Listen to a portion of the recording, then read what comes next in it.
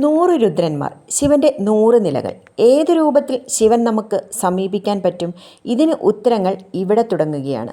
നമ്മുടെ ഉള്ളിലായിരിക്കാം ശിവൻ, പക്ഷേ അതറിയാൻ നാം പഠിക്കേണ്ടത് ശിവന്റെ 100 രൂപങ്ങൾ കൊണ്ടുള്ള ആ മഹാസമൂഹമാണ്.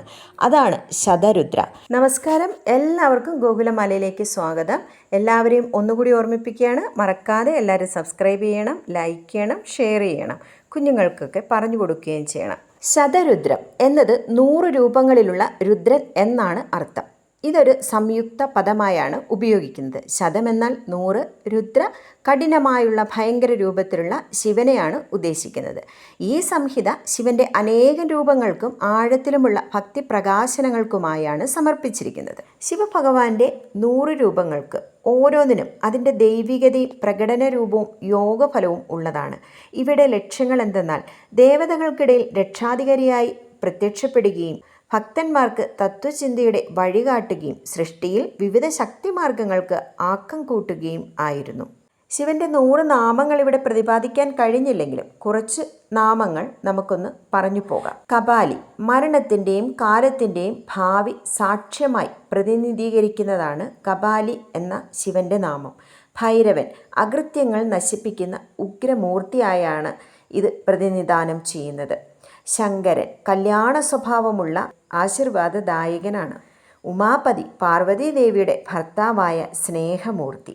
പശുപതി, എല്ലാ ജീവജാലങ്ങളുടെയും കരുണദാതാവ്. ത്രിപുരാന്തക, ത്രിപുരാസുരന്മാരെ നശിപ്പിച്ച യോദ്ധാവ്. നീലകണ്ഠൻ, ഹാലാഹാല വിഷം കുടിച്ച് ലോകത്തെ രക്ഷിച്ച ആ ഭഗവാൻ.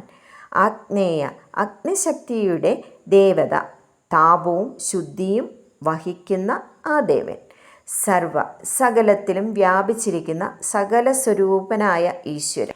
ഈശാനൻ, സർവാധിപതിയും ആത്യന്തിക ജ്ഞാനത്തിൻ്റെ മൂർത്തിയും.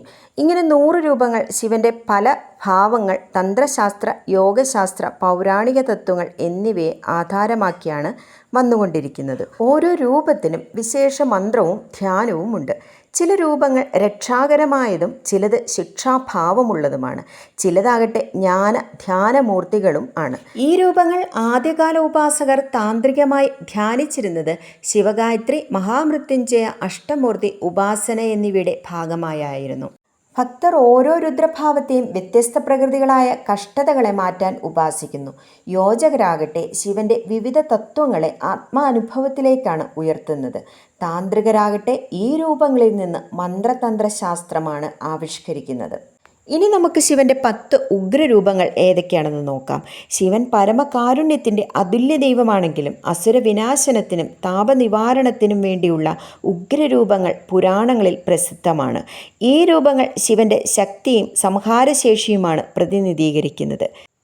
ഭൈരവ എന്ന രൂപം ഭയങ്കരിയായ സംഹാരദേവനാണ് ഇത്. കാളഭൈരവൻ എന്നും അറിയപ്പെടുന്നു.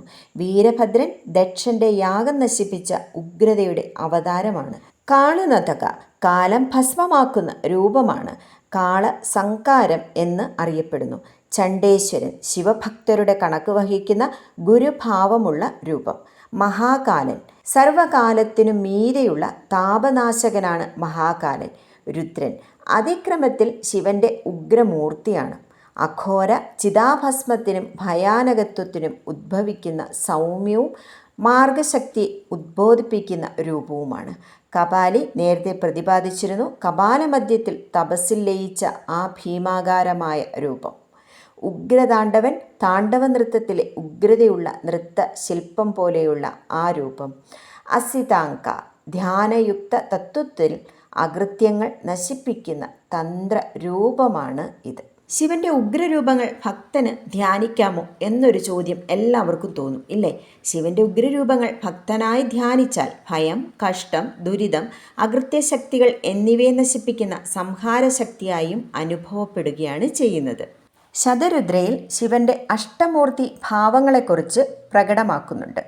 ഭൂമി, ജലം, അഗ്നി, വായു, ആകാശം, സൂര്യൻ, ചന്ദ്രൻ, യജമാനൻ ഇവയെ അഷ്ടമൂർത്തി എന്നാണ് പറയുന്നത്. അഷ്ടമൂർത്തയേ നമ, ഓം നമ ശിവായ എന്നതിൻ്റെ വ്യാപ്തിയിലുള്ള അതേ മന്ത്രം തന്നെയാണ്. താന്ത്രിക ഉപാസനയെക്കുറിച്ചും ശതരുദ്രയിൽ വ്യക്തമാക്കുന്നുണ്ട്. രുദ്രാഭിഷേകം, മഹാമൃത്യുഞ്ജയ മന്ത്രം, രുദ്രപഠനം, ശിവയാഗം എന്നിവയുടെ വിശദീകരണം ഇതിൽ വളരെ വ്യക്തമായുണ്ട്. ശിവൻ രഹസ്യങ്ങളുടെയും തപസ്സിൻ്റെയും അധിപനാണ്. ശിവന്റെ അനുഗ്രഹം ലഭിച്ച മഹാഭക്തന്മാരിൽ മാർക്കണ്ഡേയനും നന്ദി ഭഗവാനും പെടുന്നുണ്ട്. മനസ്സിൻ്റെ ശുദ്ധിയോടെ ഉപാസിച്ചവർക്കുള്ള പ്രതിഫലം മഹാദേവൻ നൽകുമെന്നതിന് യാതൊരു തർക്കവുമില്ല. ശിവലിംഗത്തിൻ്റെ പിറവിക്കഥയും പാർവതിയുടെ തപസ്സും ശിവന്റെ വിവാഹവും അഷ്ടമൂർത്തികളെക്കുറിച്ചുള്ള വിവരണവും ശിവന്റെ 100 രഹസ്യ രൂപങ്ങളും ശിവോപാസനയുടെ തന്ത്രങ്ങളും ഇങ്ങനെ ശതരുദ്രയിൽ വിവിധ വിഷയങ്ങളാണ് ചർച്ച ചെയ്യുന്നത്. ശതരുദ്രം പാരായണം ചെയ്യുന്നതിൻ്റെ പ്രധാന ഉദ്ദേശങ്ങൾ എന്താണ്?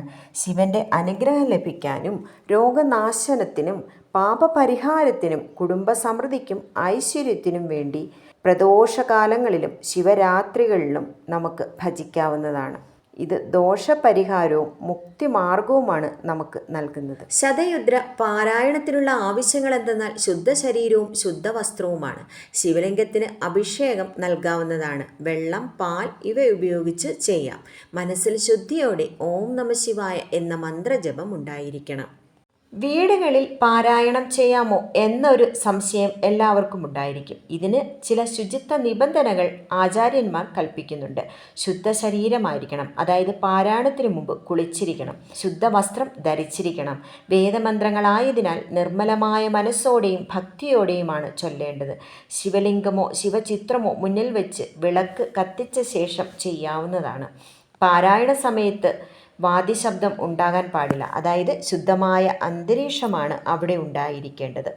ഭക്ഷണശേഷം ഉടനെ പാരായണം ചെയ്യരുത്.